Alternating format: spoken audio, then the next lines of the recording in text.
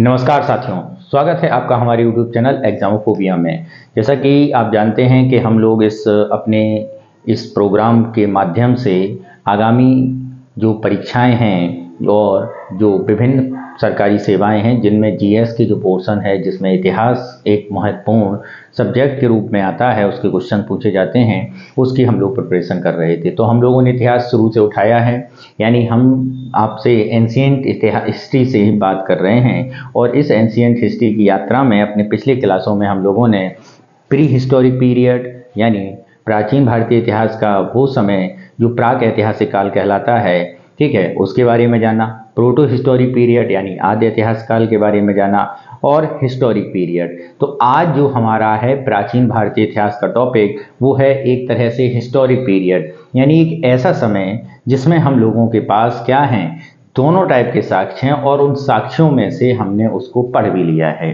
यानी कहने का मतलब है आज हम लोग जानेंगे उस युग को, उस सभ्यता को, उस संस्कृति को जिसने आज के भारत की आधारशिला में या भारत के आज के युग की एक आधारशिला तय की। ठीक है, तो हम लोग स्टार्ट करते हैं प्राचीन भारतीय इतिहास। तो प्राचीन भारतीय इतिहास का यानी एंशिएंट हिस्ट्री का ये टॉपिक कौन कौन से डायमेंशंस रखता है, कौन कौन से टॉपिक्स हमें कवर कराता है, इसके बारे में हम लोग देखते हैं। ठीक है, तो एंशिएंट हिस्ट्री का ये टॉपिक जिसके बारे में हम लोगों ने आज पढ़ाई करने के लिए सोचा है, वो समय बेसिकली है वैदिक सभ्यता के बाद आने वाला, इंडस वैली सभ्यता के बाद यानी सिंधु घाटी सभ्यता के बाद आने वाला समय, जिसको एक तरह से आप लोग किस नाम से जानते हैं? आप लोग जानते हैं वैदिक पीरियड के नाम से। किस नाम से? वैदिक पीरियड यानी वैदिक काल।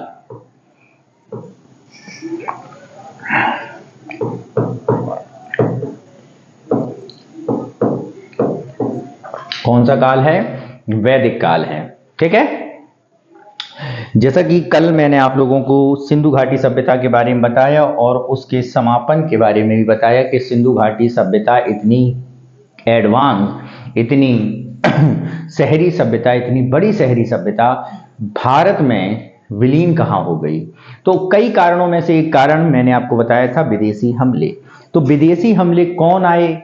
तो यहाँ पर इन्हीं की चर्चा होती है कि सिंधु घाटी सभ्यता के लोगों का पतन का एक कारण आर्यों के आक्रमण भी थे। क्या थे?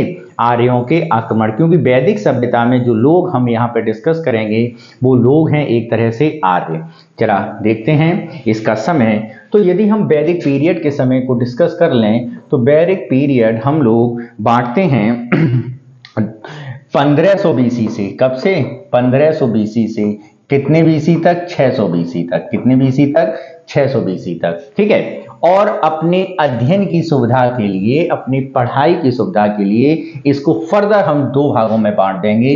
इस काल को एक समय कहलाएगा जो होगा 1000 बीसी से लेकर, जो होगा 1500 बीसी से लेकर कितने तक? 1500 बीसी से ये होगा आपका 1000 बीसी तक। कब तक? 1000 बीसी तक। यानी जो ऊपर आपने जो टाइमलाइन देखा है, जो समय देखा है, वो हमने इसमें दोबारा तोड़ दिया और ये 1000 बीसी से लेकर हो जाएगा आपका कब तक का? 600 बीसी तक। कब तक का? 600 बीसी तक। यानी इसका कुछ नाम होगा।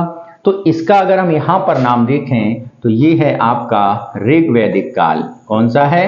ऋग्वैदिक काल। कौन सा काल है? ऋग्वैदिक काल। ठीक है, यानी ऋग्वेद से रिलेटेड। और दूसरा ये जो है इसको बोला जाता है उत्तर ऋग्वैदिक काल। क्या बोला जाता है? उत्तर ऋग्वैदिक काल। यानी वैदिक सभ्यता का अध्ययन की सुविधा के लिए हमने इसे दो भागों में बांट लिया। पहली बात तो ये समझ जाओ। दूसरी बात, ये जो वैदिक सभ्यता है ये जो संस्कृति है, ये जो आई है संस्कृति, ये भारत में ये कहा जाता है कि आर्यों द्वारा लाई गई है। कौन सी? तो किसके द्वारा लाई गई है? आर्यों के द्वारा। ठीक है, यानी इसे कौन लेके आए हैं? आर्याज लेके आए हैं, आर्य लेके आए हैं। कौन लेके आए हैं मित्रों? आर्यास लेके आए हैं। ठीक है, आर्यास लेके आए हैं। अब यहां पर यह कहा जाता है कि आर्यों ने जब भारत की ओर मूव किया तो वहां पर इन्हें सिंधु घाटी के लोगों का सामना करना पड़ा और इन्होंने सिंधु घाटी के लोगों को हरा दिया। क्यों हरा दिया? क्योंकि सिंधु घाटी के लोगों के पास मेटल तो है, लेकिन वो मेटल टिन और तांबा और इसके बाद ब्रोंज है, आयरन उनके पास नहीं है। और इनके पास क्या है? इनके पास आयरन है। तो यदि आप एक मोटा मोटा जाएंगे तो वैदिक पीरियड को आप एक तरह से आयरन एज में भी डिफाइन कर सकते हैं। किस एज में डिफाइन कर सकते हैं? आयरन एज में। किस एज में? आयरन एज यानी लोह युग। और बारंबारता ये लोहों की प्राप्ति जिस पीरियड में होगी वो आपका उत्तर वैदिक काल हो जाएगा। ठीक है, अब जब यहां पर आर्य आ गए और आर्य यहां पर सिंधु घाटी सभ्यता के लोगों को हरा दिया, तो आर्यों का अगर हम यहाँ पे आगे देखें तो आर्यों ने अपने आप को क्या कहा? आर्यों ने अपने आप को कहा कि वी आर ग्रेट। हम कौन हैं? हम महान हैं, हम श्रेष्ठ हैं, हम ग्रेट हैं। ठीक है, आर्यों ने क्या कहा अपने आप को? आर्यों ने अपने आप को क्या कहा? कि हम श्रेष्ठ हैं। क्या है मित्रों? श्रेष्ठ हैं, सुपीरियर हैं। क्या हैं? श्रेष्ठ हैं, सुपीरियर हैं। क्या हो गए हैं? श्रेष्ठ हो गए हैं, सुपीरियर हैं। और क्यों सुपीरियर्स कहा? क्योंकि हम कौन हैं? वाई वी आर श्रेष्ठ। क्यों हैं हम श्रेष्ठ? क्योंकि हम हैं विजेता। और हमने किसे हराया है? हमने यहां से सिंधु घाटी सभ्यता के लोगों को हरा दिया है। यानी आर्य और अनार्य एक तरह से वैमनस्यता का भाव यहां पर है और आर्य अपने आप को विजेता कहते हैं।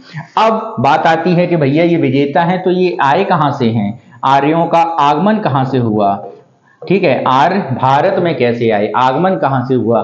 तो इसके लिए अलग अलग लोगों के अपने अलग अलग क्या हैं? विचार हैं। अलग अलग लोगों के अपने अलग अलग विचार हैं। तो इसमें सबसे महत्वपूर्ण जिस व्यक्ति का विचार है वो है मैक्स मूलर। कौन है? मैक्स मूलर महोदय। मैक्स मूलर के अनुसार ये कहा जाता है, मैक्स मूलर ने ये कहा कि भैया जो आर्य आए हैं वो कहां से आए हैं? आर्य सेंट्रल एशिया से आए हैं। किससे आए हैं? सेंट्रल एशिया से आगमन हुआ है, यानी मध्य एशिया से इनका क्या हुआ है? आगमन हुआ है। कहां से हुआ है? मध्य एशिया से इनका आगमन हुआ है। इसके अलावा जो हमारे बाल गंगाधर तिलक हैं, बाल गंगाधर तिलक ने कहा कि आर्य जो हैं वो किधर से आए हैं? वो नॉर्थ पोल से आए हैं। यानी उन्होंने उत्तरी ध्रुव के आने से इनकी बात कही कि आर्यों का आगमन कहां से हुआ है? उत्तरी ध्रुव पर से हुआ है। इसके अलावा दयानंद सरस्वती, किसने? दयानंद सरस्वती ने क्या कहा है? दयानंद सरस्वती ने कहा है कि आर्य जो हैं वो कहां से आए हैं? आर्य मित्रों आए हैं दयानंद सरस्वती के अनुसार तिब्बत से। ठीक, इसके अलावा विजेता अपने आप को एक व्यक्ति और इतिहास में मानेगा और उस व्यक्ति का नाम होगा एडोल्फ हिटलर। और हिटलर महोदय क्या कहेंगे? हिटलर महोदय क्या कहेंगे कि आर्य कहां से गए थे हिंदुस्तान? आर्य जर्मनी से गए थे। इसलिए हिटलर भारतीयों को अपने वंशज के तौर पर जानता है, मानता है और इसी से ये कहा जाता है कि वो सुभाष चंद्र बोस से मिलने के लिए तैयार भी इसी कारण हुआ था, क्योंकि उसने भारतीयों को आर्यों के वंशज के तौर पे माना और उन वंशज के तौर पर जर्मनी को भी वो इसी तौर पर मानता है। तो बात यहाँ पर आप समझे कि आर्यों के लिए ये माना जाता है कि आर्य कहाँ से आए? तो आर्य मध्य एशिया से। तिलक के अनुसार कहाँ से आए? ठीक है, दयानंद सरस्वती के अनुसार कहाँ से आए? हिटलर के अनुसार कहाँ से आए? अब बात आती है कि सर हम किसे माने अपना? हमारा जो मूल आंसर होगा, जो प्रिंसिपल आंसर होगा, जो एक्सेप्टेबल होगा, स्वीकार्य होगा, तो हमारा जो स्वीकार आंसर है वो है मैक्स मूलर वाला। यानी हम किसे मानेंगे? मैक्स मूलर महोदय ने जो कहा उसे हम लोग क्या करेंगे? मानेंगे कि आर्य जो हैं वो मध्य एशिया से आए थे। कहां से आए थे? मध्य एशिया से आए थे और आकर कहां बस गए? भारत में बस गए। अगर हम इसके बाद अगला देखें कि भारत में इनका विस्तार, यानी भारत में कहां कहां आर्यों को देखा गया है, कहां कहां आर्य देखे गए हैं, जरा इसको समझिए। तो भारत में इनके विस्तार के बारे में यदि हम बात करें तो अगर हम ये डायरेक्शन देख लें तो नॉर्थ में अगर हम डायरेक्शन देखें तो नॉर्थ में आर्य जम्मू और कश्मीर में है। कहां पर है? जम्मू और कश्मीर में है। ठीक है।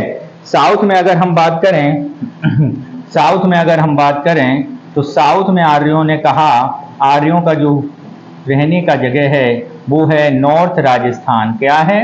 नॉर्थ राजस्थान। अगर हम ईस्ट की बात करें तो ईस्ट में आर्य कहाँ रह रहे हैं? ईस्ट में मित्रों आर्य रह रहे हैं कहां पर? गंगा यानी पश्चिमी गंगा के क्षेत्र में। कहां पर रह रहे हैं? पश्चिमी गंगा के, वेस्टर्न गंगा प्लेन यानी पश्चिमी गंगा के मैदान में। और ऐसे ही अगर हम वेस्ट की बात करें तो वेस्ट में आर्यों का क्षेत्र कहां तक है? तो वेस्ट में आर्यों का क्षेत्र यहां पर स्टार्ट होता है अफगानिस्तान। कहां पर मित्रों? अफगानिस्तान में।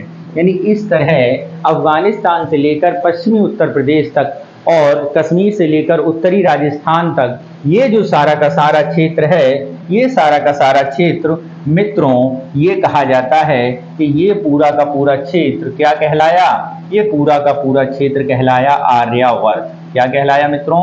आर्यावर्त। तो जब हमने आपको भारत के नाम के बारे में बताया था तो हमने आपको ये भी बताया था कि आर्यावर्त का जो क्षेत्र है वो कहाँ कहाँ है?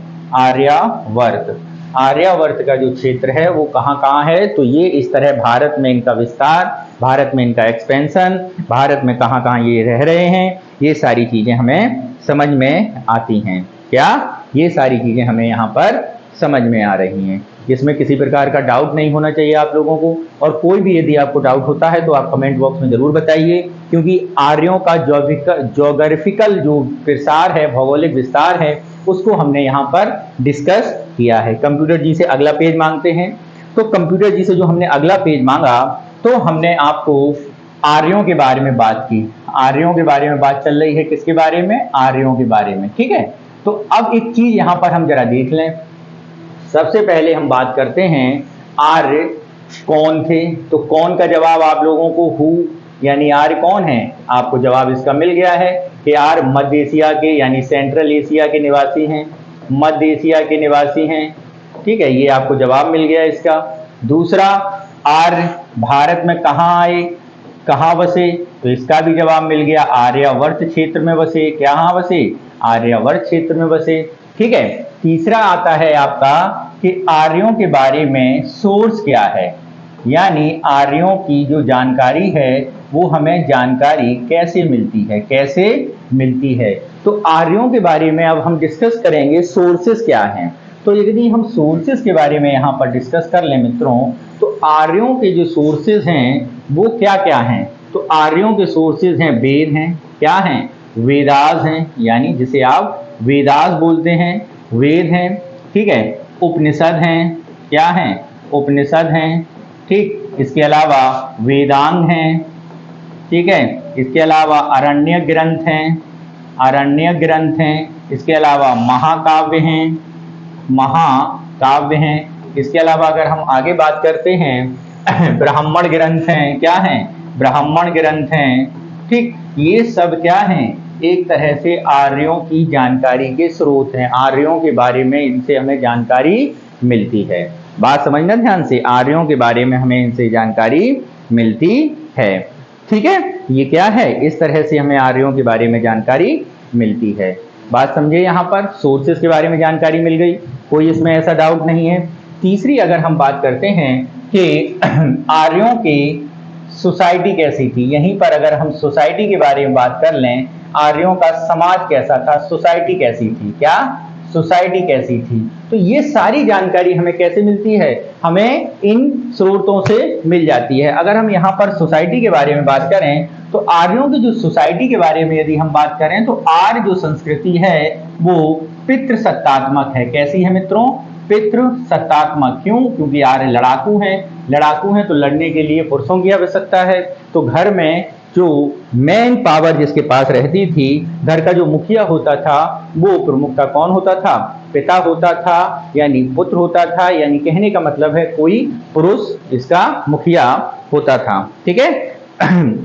यानी ये पितृसत्तात्मक व्यवस्था है। और इसके बारे में हम कैसे कह सकते हैं, ये हम आपको आगे बताएंगे, सोर्सों से ही जानकारी मिलती है। ठीक है, यदि हम आगे ऐसे ही हम आगे अगर हम बात करें तो आगे का क्या है, आगे का ये है कि आर्यों की अर्थव्यवस्था कैसी थी, आर्यों की अर्थव्यवस्था कैसी थी, आर्यों की अर्थव्यवस्था कैसी थी। इस पर अगर हम देखें तो आर्यों की अर्थव्यवस्था के बारे में यदि हम बात करें तो आर्यों की अर्थव्यवस्था प्रायः कैसी थी, डोमेस्टिफिकेशन यानी पशुपालन करते थे, और दूसरी बात कृषि भी करते थे यानी एग्रीकल्चरल, डोमेस्टिकेशन, डोमेस्टिकेशन और एग्रीकल्चर, एग्रीकल्चर ये लोग करते थे। ट्रेडिंग क्या है, मुख्यतः ट्रेडिंग कम हो गई है, कम हो गई है, ट्रेडिंग कैसी हो गई है, कम हो गई है। ठीक, तो ये जब ये काम करते थे तो इसी कारण ये कहा जाता है कि ये जो सभ्यता है एक तरह से कैसी सभ्यता है,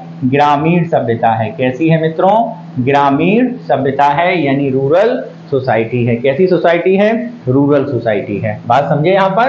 तीसरी अगर हम यहाँ पे यहीं पर बात कर लें, तीसरी अगर हमारी अगली पॉइंट जो आता है वो ये आता है कि इस समय के लोगों का धार्मिक जीवन कैसा था, धर्म क्या था। तो इसके बारे में जानकारी इन्हीं पुराणों से, इन्हीं ग्रंथों से हमें मिल जाती है। ठीक है, और इन ग्रंथों के अनुसार ये जानकारी हमें मिलती है कि इस समय का प्रमुख देवता कौन है, इंद्र है। यानी प्रमुख देवता कौन हो गया, इंद्र हो गया। यानी कहने का मतलब है अब कृषि की उपज का देवता भी हो गया था। इसके अलावा दूसरे देवता के बारे में हम बात करें तो दूसरे देवता कौन है मित्रों, दूसरे देवता अग्नि है। कौन है मित्रों, दूसरा देवता कौन है इनका, अग्निदेव है। ठीक है, इसके अलावा इसके अलावा सूर्यदेव, सूर्यदेव हैं। इसके अलावा अश्वनी कुमार हैं। ठीक है, ये प्रमुख देवता हैं। लेकिन अगर हम ऋग्वेद के बारे में बात करें तो ऋग्वेद के समय, ऋग्वेद के अनुसार ये ही दो प्रमुख देवता हैं। इंद्र सब बड़े देवता हैं और उसके बाद क्या हैं, ये हैं। ठीक है, अब इसके बाद और आगे हम इसमें ही चलते हैं। इसमें अगर हम आगे देखें कि इस समय के लोग क्या करते थे, धरती की पूजा और करते थे और कृषि का काम करते थे। और कृषि का काम करने के लिए जो ये उर्वरा, कृषि योग्य भूमि को क्या बोलते थे, कृषि योग्य भूमि को उर्वरा बोलते थे। क्या बोलते थे, उर्वरा बोलते थे, या इसे क्षेत्र कहा जाता था। क्या कहा जाता था, कृषि योग्य भूमि को उर्वरा या क्षेत्र कहा जाता था। तो बात यहाँ पर समझे आप लोग कि क्या क्या सोसाइटी थी, कैसा क्या सोर्स था, कहाँ पर ये मिले हैं। तो मेरी समझ से ये सारी चीजें आपको क्लियर हो गई होंगी। अब हम इनका इंडिविजुअल डिस्कशन करते हैं, यानी इन सोर्सों के बारे में डिस्कस करते हैं। तो चलिए सोर्सों के बारे में डिस्कस करने के लिए कंप्यूटर से अगला पेज मांगते हैं। ठीक है, तो यानी जो हमारा सोर्स है, तो सबसे पहला सोर्स है वेदास। क्या है, वेदास हैं। इनके बारे में जानिए। तो वेदास की अगर हम बात करें तो वेदों की संख्या कितनी बताई जाती है, वेदों की संख्या 4 बताई जा रही है। कितनी बताई जा रही है, 4 बताई जा रही है। ठीक है, और सबसे पहला वेद यानी सबसे प्रमुख वेद, सबसे पुराना वेद, सबसे ओल्डेस्ट वेद कौन सा वेद है, तो सबसे ओल्डेस्ट वेद है आपका ऋग्वेद। क्या है, ऋग्वेद आपका सबसे पुराना वेद है। ऋग्वेदा सबसे पुराना वेद है। कौन सा वेद सबसे पुराना है मित्रों, ऋग्वेद जो है वो सबसे पुराना है। क्या है, ऋग्वेद जो है सबसे पुराना है, ओल्डेस्ट। क्या है इसे, ओल्डेस्ट या प्राचीन, प्राचीन वेद है। ओल्डेस्ट या प्राचीन वेद हमारा क्या है, ऋग्वेद है। ओल्डेस्ट या प्राचीन वेद हमारा क्या है, ऋग्वेद है। दूसरी बात यदि हम बात करें इस ऋग्वेद में, इसी ऋग्वेद में यदि हम आगे देखें तो पिता का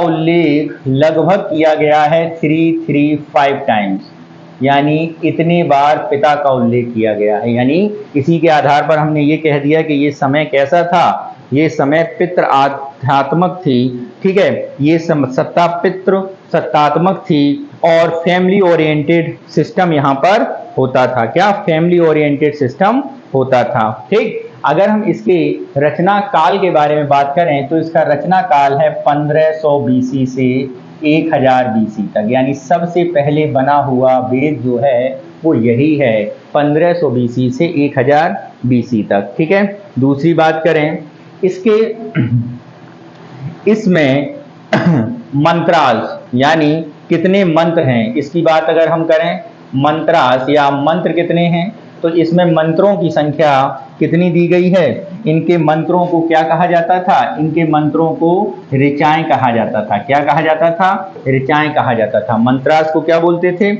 ऋचाएं बोलते थे। ठीक है, इसके अलावा इसका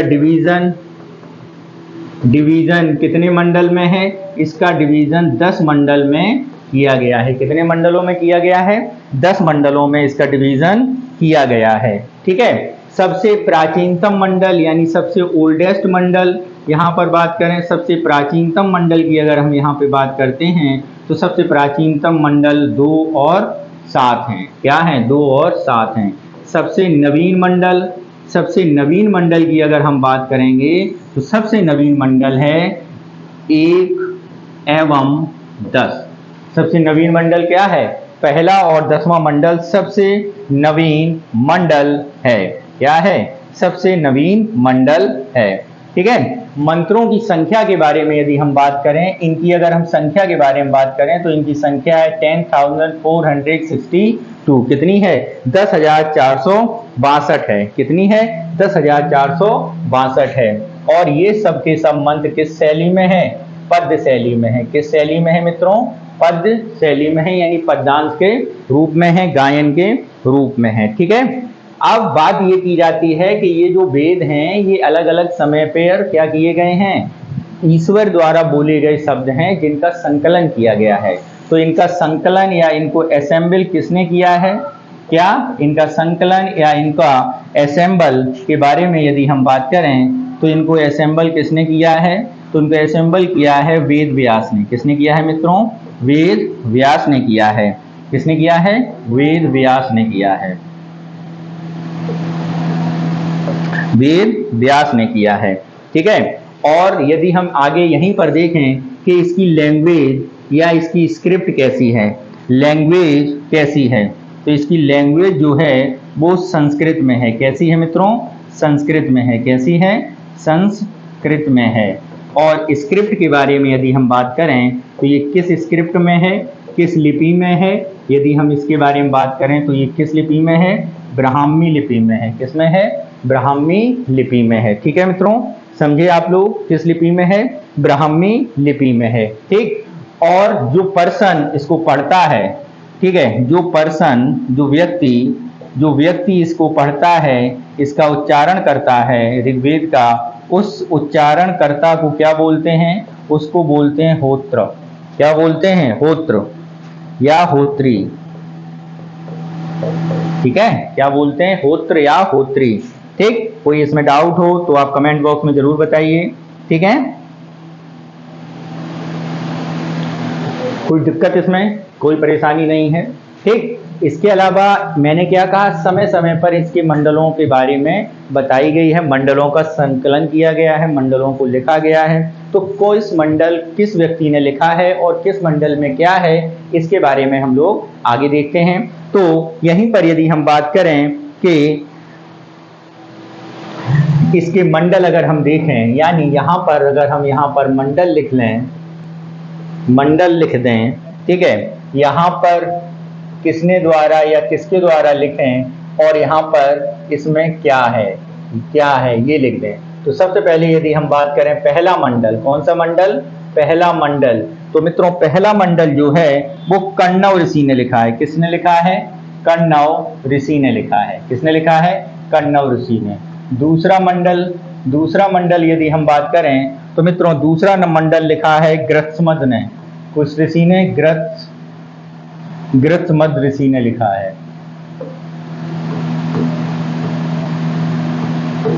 ग्रत्समद ऋषि द्वारा लिखा गया है।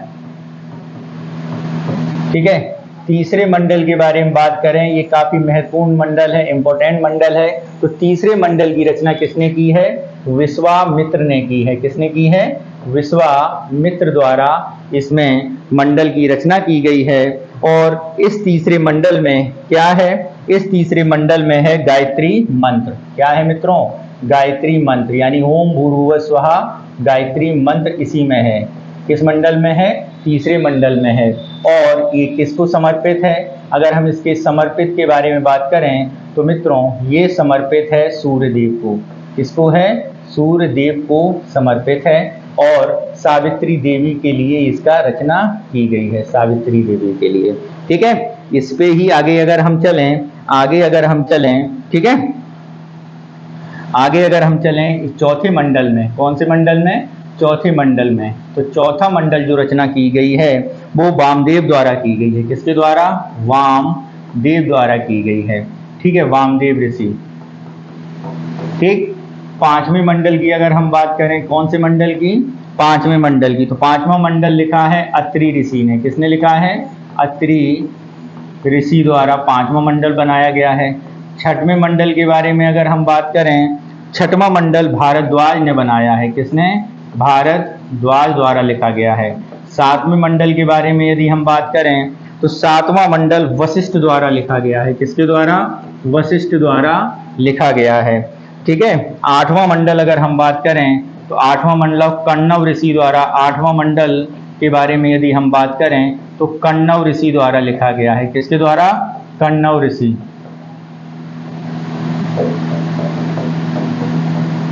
ठीक है,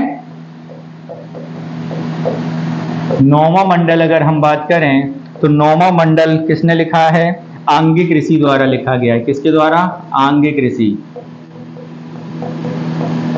ठीक है, दसवें मंडल के बारे में अगर हम बात करें तो दसवां मंडल महासूक्ति द्वारा लिखा गया है। महासूक्तीय ऋषि द्वारा लिखा गया है। ठीक है, महासूक्ति ऋषि द्वारा लिखा गया है। ठीक है, कोई इसमें डाउट हो तो बताइए, किसी प्रकार का कोई डाउट? ठीक, अब इन मंडलों में अलग अलग चर्चाएं की गई हैं, ये भी जरा देख लें। कंप्यूटर से अगला मांगते हैं। तो जैसे तीसरा मंडल था, कौन सा मित्रों? तीसरा मंडल। ये तीसरा मंडल जो था ये विश्वामित्र द्वारा लिखा गया है। किसके द्वारा? विश्वामित्र द्वारा। और विश्वामित्र द्वारा इसमें क्या है? इसमें गायत्री मंत्र है, ये बताया गया है। क्या है? गायत्री मंत्र, ये बता दिया गया। ऐसे ही सातवां मंडल की अगर हम बात करें, कौन से मित्रों? सातवां मंडल। तो सातवें मंडल में अगर हम बात करते हैं तो सातवां मंडल वशिष्ठ ऋषि द्वारा लिखा गया है। किसके द्वारा? वशिष्ठ जी के द्वारा लिखा गया है। और इस मंडल में 10 राग युद्ध की चर्चा है। किसकी? 10 राग युद्ध की प्रथम चर्चा। आपको बता दें कि रावी नदी के तट पर एक युद्ध होगा और उस युद्ध को राजा सुदास लड़ेंगे, एक तरफ होंगे, और दूसरी तरफ 10 राजाओं का एक संगठन होगा। जो सुदास ऋषि हैं, राजा हैं, उनके गुरु होंगे वशिष्ठ, और जो 10 ऋषि राजा लड़ रहे हैं उनके गुरु होंगे विश्वामित्र। तो ये 10 राज युद्ध राजा सुदास जीतेंगे, जो भरत वंश के हैं। आगे जाके उन्हीं के कारण भारत का नाम भारत पड़ेगा। ठीक है मित्रों? ठीक है, कोई दिक्कत? और इसके अलावा 10 राज युद्ध के अलावा यही मंडल है जो किस देवता को समर्पित है? वरुण देव को समर्पित है। किसके समर्पित है? यही मंडल आपके वरुण देव को समर्पित है। इसके अलावा यदि हम बात करें नौवां मंडल, कौन सा मंडल? नौवां मंडल। तो नौवां मंडल मित्रों जो है वो किसको समर्पित है? मित्रों नौवां मंडल जो है वो आपके सोमदेव यानी औषधि के देवता को समर्पित है। किसको समर्पित है? औषधि के देवता को। नौवां मंडल की रचना किसने की? नौवें मंडल की अगर हम रचने के बारे में बात करें तो नौवें मंडल अंगिक ऋषि द्वारा की गई थी। किसके द्वारा? अंगिक ऋषि द्वारा। अंगिक ऋषि द्वारा की गई थी। ठीक है, और ये समर्पित किसे है? ये सोमदेव को समर्पित है। किसको समर्पित है? सोमदेव को समर्पित है। बात समझना, यहां से ध्यान से समझना मित्रों, सोमदेव को समर्पित है। इसके अलावा अगर हम बात करें 10वें मंडल की, 10वां मंडल जो है मित्रों कि ये महासूक्ति द्वारा लिखित है। किसके द्वारा? महासूक्तीय द्वारा लिखित है। ठीक है, और दूसरी बात महासूक्ति, इसी मंडल में वर्ण व्यवस्था के बारे में बात की गई है। किसके बारे में? वर्ण व्यवस्था, यानी भारत में वर्ण व्यवस्था कैसी होगी वो यहीं पर बात की गई है। और उसके अनुसार भारत में कितने वर्ण होंगे? 4 वर्ण होंगे। जो सबसे ऊपर रहेगा वो ब्राह्मण है, उसके बाद जो आएगा जिसका काम क्षत्रिय है, तीसरा काम अगर हम बात करें तो वैश्य है, और सबसे नीचे शूद्र है। इसके बारे में यहाँ पर ये लिखा है कि ब्रह्मा के मुख से जिन लोगों का उत्पत्ति हुई है वो लोग ब्राह्मण कहलाए, जो कंधे से उत्पत्ति हुई है वो क्षत्रिय कहलाए, जो उदर से उत्पत्ति हुई है वो वैश्य कहलाए, जो चरणों से उत्पत्ति हुई है वो शूद्र कहलाए। जिस क्रम में ये लिखे हैं सोसाइटी में उनका वही क्रम भी होगा। लेकिन यहाँ पर ये बात और सी ध्यान देने योग्य है, ये जो वर्ण व्यवस्था की गई थी ये इस समय कर्म आधारित है, न कि जन्म आधारित है। बात समझे यहाँ पर? ये कैसी है? कर्म आधारित है, न कि जन्म आधारित है। बात समझे यहाँ पर? किसी प्रकार का कोई डाउट हो तो आप कमेंट बॉक्स में जरूर बताइए मित्रों, ठीक है।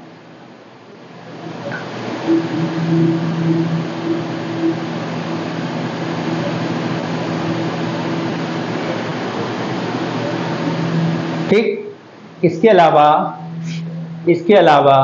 ऋग्वेद के 2 ब्राह्मण ग्रंथ हैं। 2 ब्राह्मण ग्रंथ हैं। क्या हैं?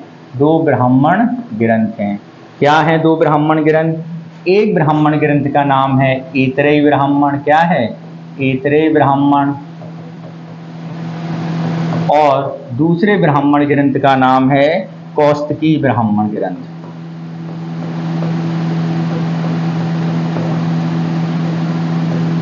कौस्तकी ब्राह्मण ग्रंथ, ठीक है। और इसके अलावा ऋग्वेद का उपवेद, ऋग्वेद की अगर हम उपवेद के बारे में बात करें तो इसका उपवेद है क्या? इसके उपवेद है आयुर्वेद। क्या है मित्रों? आयुर्वेद है इसका उपवेद। क्या है? आयुर्वेद इसका वेद है। आयुर्वेद इसका उपवेद है। और इस आयुर्वेद की अगर हम रचना के बारे में बात करें तो मित्रों इस आयुर्वेद की रचना के बारे में यदि हम बात करते हैं तो इस आयुर्वेद की रचना किसने की है?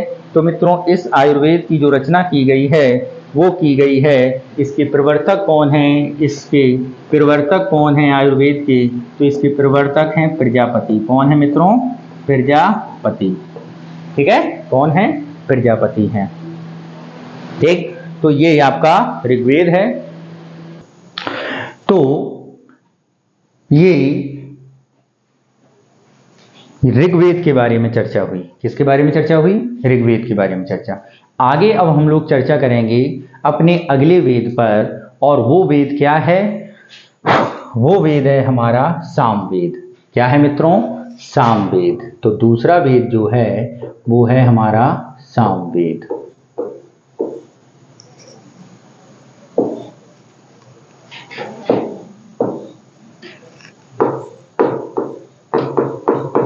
सामवेद क्या है? सामवेद में क्या चर्चा की गई है इसके बारे में, इसको जरा हम देखते हैं। तो सामवेद जो है जिसमें साम का अर्थ क्या है? साम मीन्स, तो साम का मतलब होता है गान या गायन। क्या मतलब होता है? गायन। और सामवेद जो है उसको फादर ऑफ इंडियन म्यूजिक यानी भारतीय संगीत के पिता के तौर पर भी जाना, father of Indian music, father of Indian music. और दूसरी बात ये है जो, तो दूसरी बात इसमें ये करें, इसी वेद में फर्स्ट डिस्क्रिप्शन, क्या? फर्स्ट डिस्क्रिप्शन ऑफ किसका है? म्यूजिकल नोट्स का। किसका मित्रों? म्यूजिकल नोट्स का पहला डिस्क्रिप्शन यहीं पर मिलता है, यानी सा रे गा मा पा धा, सा रे गा मा पा धा नी। सा रे गा मा पा धा नी। ठीक है, ये क्या हो गए 1 2 3 4 5 6 7, ये 7 नोट्स हैं जिनकी चर्चा यहीं पर होती है। तीसरी बात, ये जो सामवेद है, ये जो सामवेद है, ये वेद सूर्य भगवान को समर्पित है। किसको समर्पित है?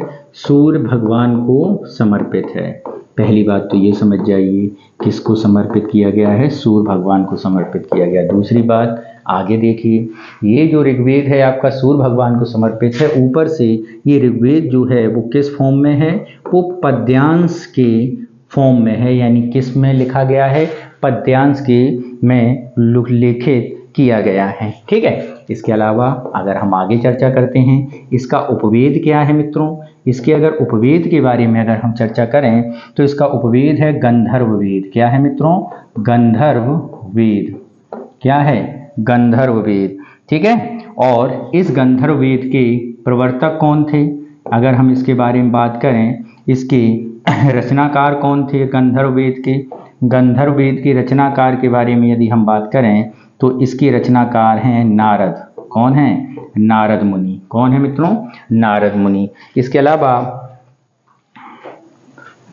ठीक है, इसके अलावा यदि हम आगे बात करते हैं, इसका ब्राह्मण ग्रंथ क्या है? ब्राह्मण ग्रंथ क्या है इस वेद का?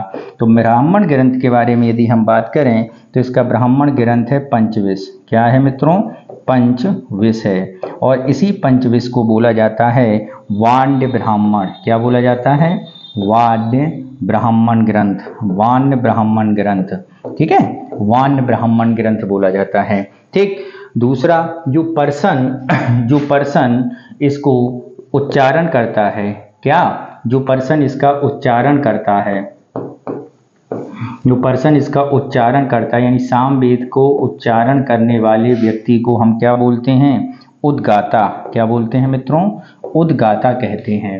तो ये आपका सामवेद है जिसके बारे में आपको चर्चा की जाती है। एक बात और याद रखना, ऋग्वेद काल में ही ऋग्वेद की रचना की गई थी। बाकी के जितने भी ग्रंथ हैं उनकी रचना पोस्ट उत्तर वैदिक काल में की गई थी, यानी उत्तर वैदिक पीरियड, उत्तर ऋग्वैदिक काल में की गई थी। यानी अब जो समय चल रहा है वो उत्तर पोस्ट ऋग्वैदिक पीरियड का चल रहा है। कोई डाउट हो तो आप जरूर बताइए, कमेंट बॉक्स में कमेंट कीजिए। ठीक है, तो ये आपका क्या हो गया? ये आपका ऋग्वेद हो गया। अब सामवेद हो गया। अब हम आगे चर्चा करते हैं अपने अगले वेद की, जिसका नाम है यजुर्वेद। क्या नाम है? यजुर्वेद है। और ये यजुर्वेद जो बना है वो किस शब्द से बना है? यजु शब्द से बना है। किस शब्द से बना है? यजु शब्द से बना है। और ये जो यजु है, यजु जिसका अर्थ क्या होता है? यदि हम इसकी बात करें, इसका अर्थ होता है यजु अर्थात यज्ञ। क्या होता है? अर्थात यज्ञ। यानी ये वेद किससे रिलेटेड है? हमारे यज्ञों से रिलेटेड है। किससे रिलेटेड है? यज्ञों से रिलेटेड है। ठीक है, यानी कहने का मतलब है इस वेद में किसकी चर्चा की गई है? यज्ञ के नियम एवं अन्य धार्मिक कार्य प्रक्रियाओं की किया गया है। यज्ञ के नियम एवं अन्य धार्मिक क्रियाओं की चर्चा है। अन्य धार्मिक क्रियाओं की चर्चा इसमें की गई, यानी डिस्क्रिप्शन ऑफ की चर्चा। यानी अगर हम इंग्लिश में लिखेंगे तो रूल्स ऑफ यज्ञ एंड other religious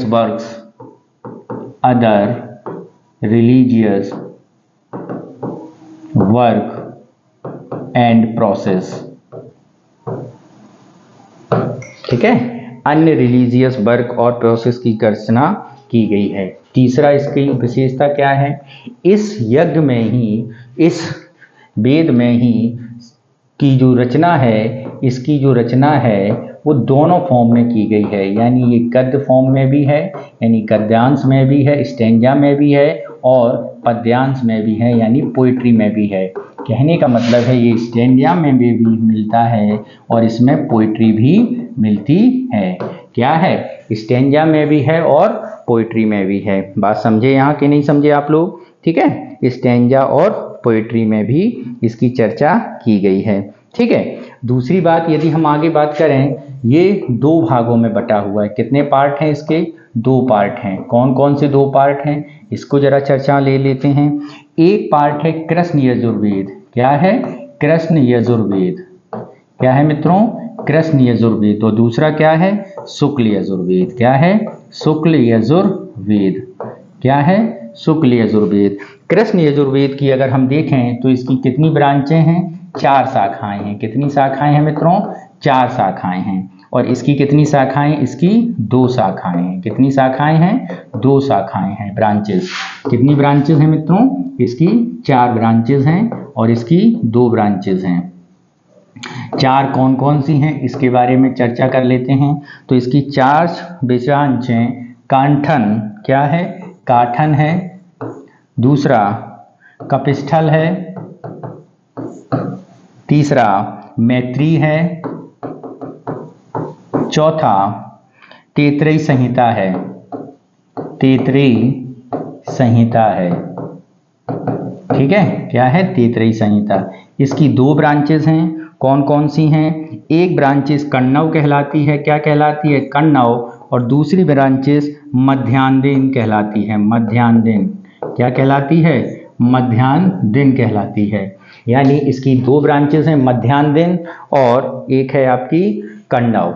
बात समझे यहाँ पे? दूसरी बात, तीसरा इसका पॉइंट अगर हम देखेंगे तो इसके उपवेद के बारे में बात करेंगे।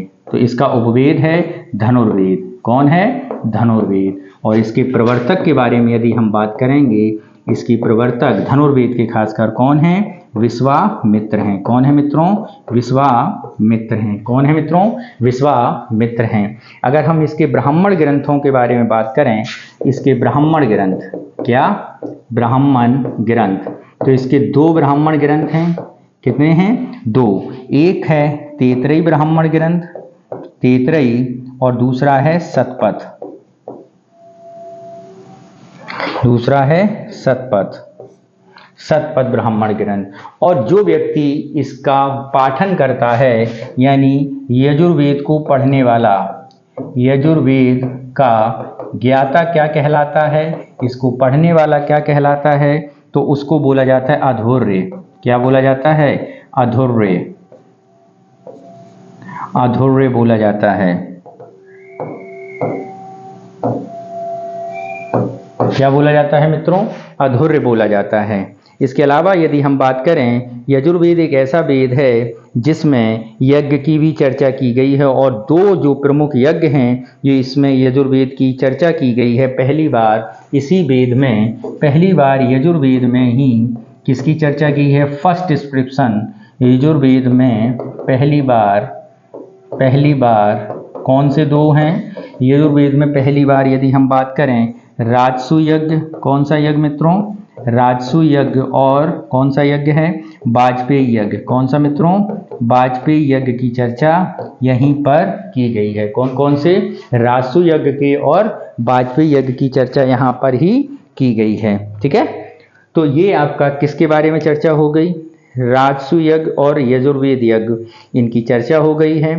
ठीक है, इसके प्रवर्तक विश्वामित्र हैं। ठीक, अब जो अगला वेद है हमारा, उसके बारे में चर्चा करते हैं। तो वो कौन सा वेद है? वो सबसे बाद का वेद है, सबसे न्यूएस्ट वेद है। और उस वेद का नाम क्या है? उस वेद का नाम है मित्रों हमारा, कौन सा वेद? उस वेद का नाम है मित्रों अथर्ववेद। क्या नाम है मित्रों? अथर्ववेद नाम है।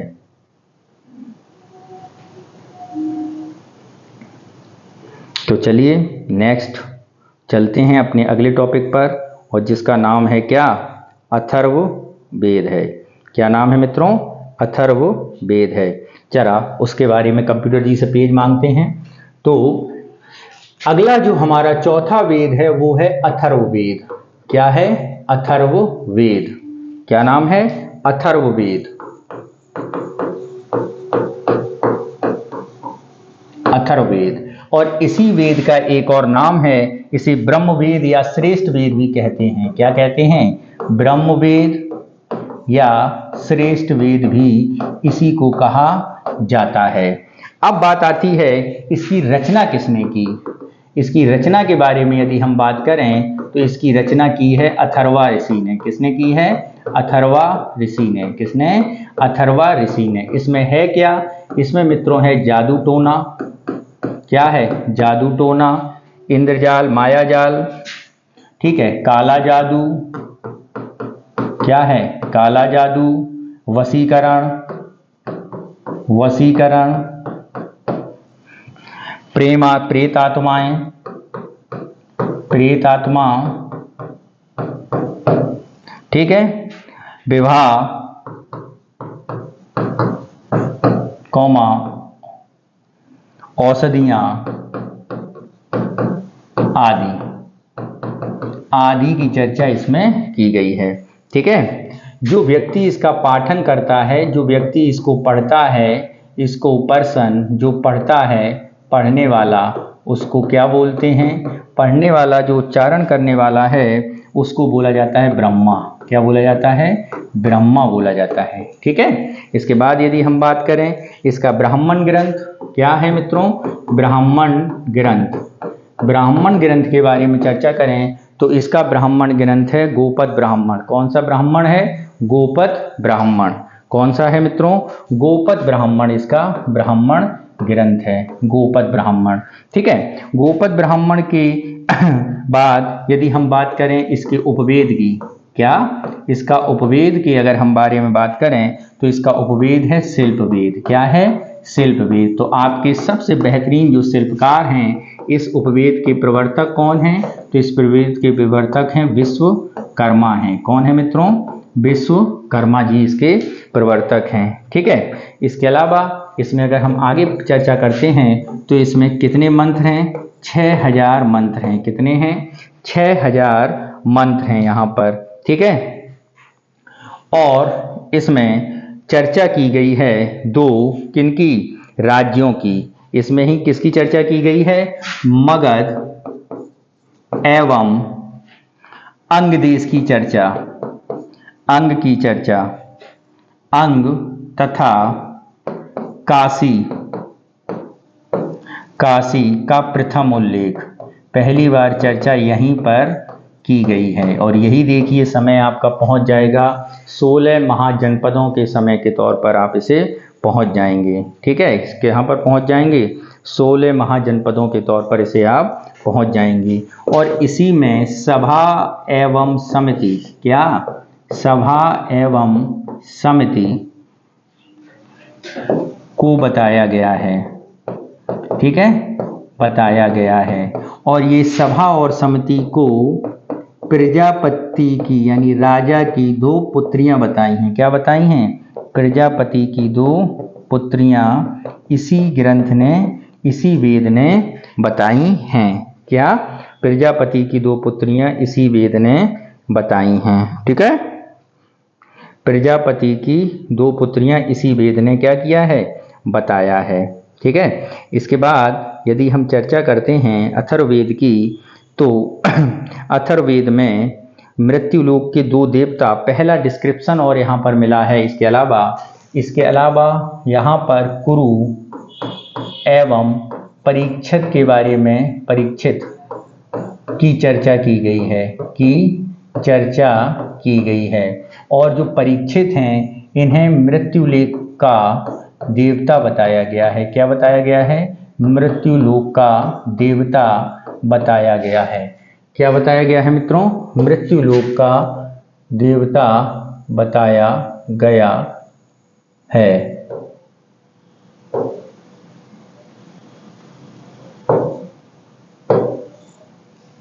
मृत्युलोक का देवता बताया गया है।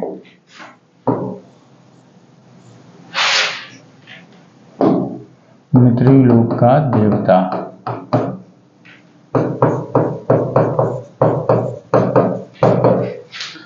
ठीक है, मृत्युलोक का देवता बताया गया है। ठीक,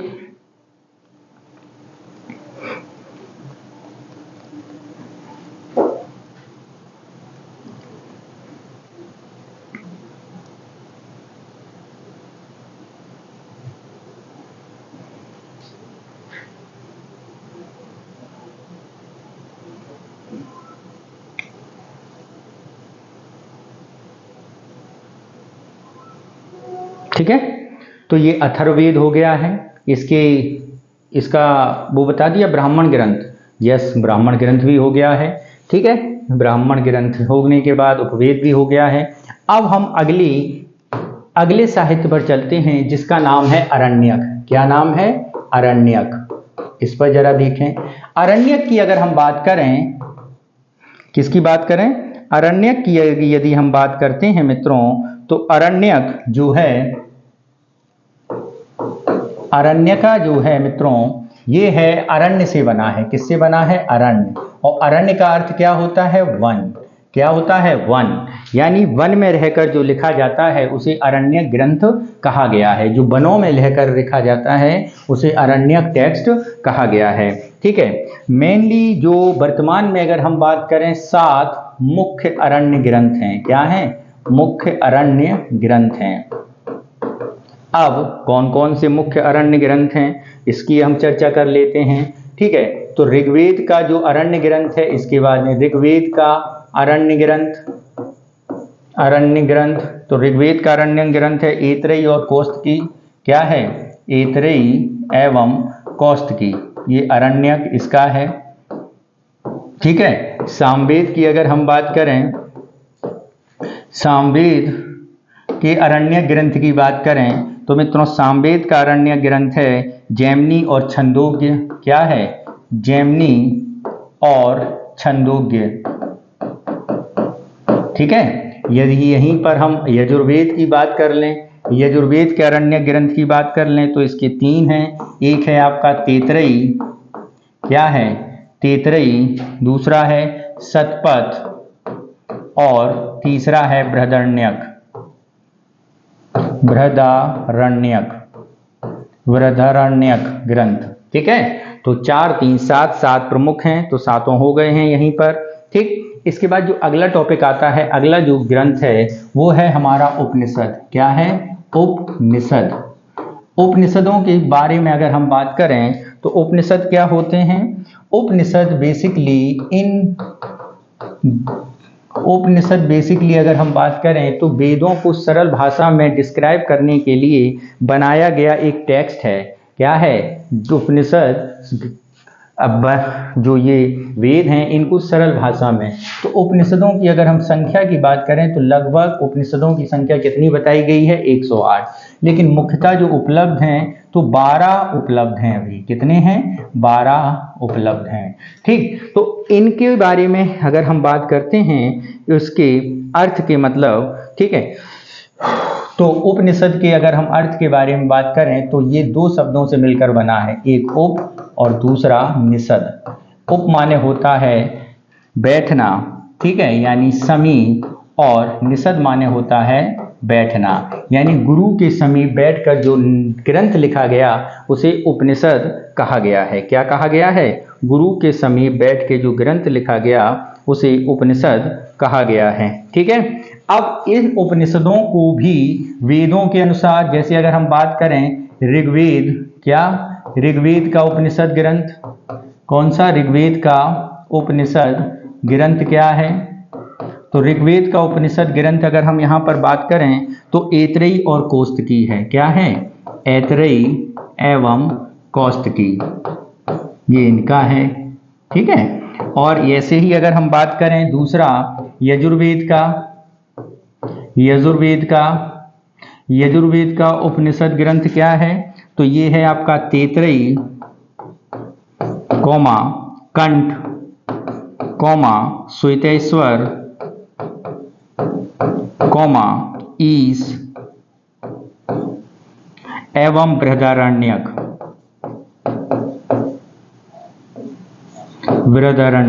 ठीक है, ऐसे ही अगर हम बात करें सामवेद का उपनिषद ग्रंथ क्या है? तो सामवेद का उपनिषद ग्रंथ है आपका क्या? छंदोग्य और केन, छंदोग्य एवं केन है। ठीक है, ऐसे ही अगर हम बात करें ये अथर्ववेद के अरण्य उपनिषद ग्रंथ क्या हैं? तो अरण्य, इसके उपनिषद ग्रंथ हैं प्रश्न, मुंडक और मांडुक्य, ये इसके ग्रंथ हैं। ठीक है, ठीक। इसके अलावा इन ग्रंथों में से कुछ क्या लिया गया है, कुछ बातें ली गई हैं। क्या लिया गया है, कुछ बातें ली गई हैं। तो यदि हम इनकी बातों के बारे में बात करें तो जो हमारा सत्यमेव जयते है, क्या है, सत्यमेव जयते, सत्यमेव जयते, ये किस ग्रंथ में, किस उपनिषद में है, तो सत्यमेव जयते लिखा गया है मुंडको उपनिषद से। किससे लिया गया है, मुंडको उपनिषद से, मुंडको उपनिषद, ठीक है, किससे लिया गया है, मुंडको उपनिषद। ऐसे ही अगर हम बात करें सत्यम शिवम सुंदरम, सत्यम शिवम सुंदरम, सत्यम शिवम सुंदरम के बारे में बात करें तो ये लिखा गया है मांडुक्य उपनिषद, मांडुक्य उपनिषद से। ये दोनों अलग अलग हैं, मुंडुक्य उपनिषद अलग है, मांडुक्य उपनिषद अलग है। दूसरा अश्वमेध यज्ञ, अश्वमेध यज्ञ, अश्वमेध यज्ञ, इसका उल्लेख मिला है हमें किसमें, बृहदारण्यक में, बृहदारण्यक, बृहदारण्यक में मिला है, ठीक है। ऐसे ही तमसो मां ज्योतिर्गमे, क्या, तमसो मां ज्योतिर्गमे,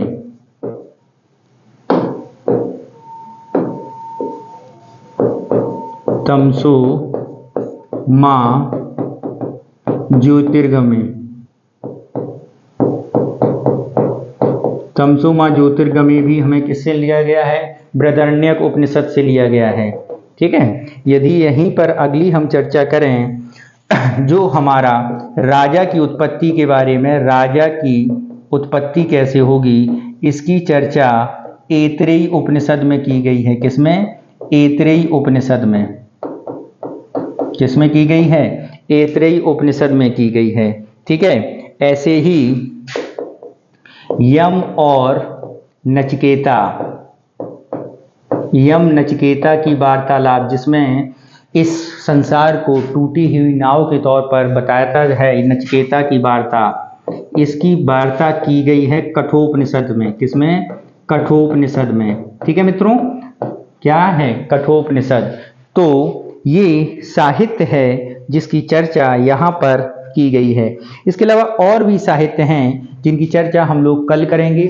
आज के लिए काफ़ी टॉपिक हो गया है, काफ़ी लेंदी क्लास हो गई है, तो आप इनको पढ़िए और जो भी डाउट हों उसे ज़रूर पूछिए, क्योंकि अभी आपका वैदिक पीरियड समाप्त नहीं हुआ है। जो आपके क्वेश्चंस हो रहे होंगे वो भी हम अपनी आगामी क्लास में इंक्लूड कर लेंगे, तो आप इनको ज़रूर पढ़िए, ज़रूर समझिए और अपने मित्रों के साथ साझा कीजिए। और हमारे चैनल को प्यार देने के लिए बहुत बहुत धन्यवाद। Thank you very much. जय हिंद।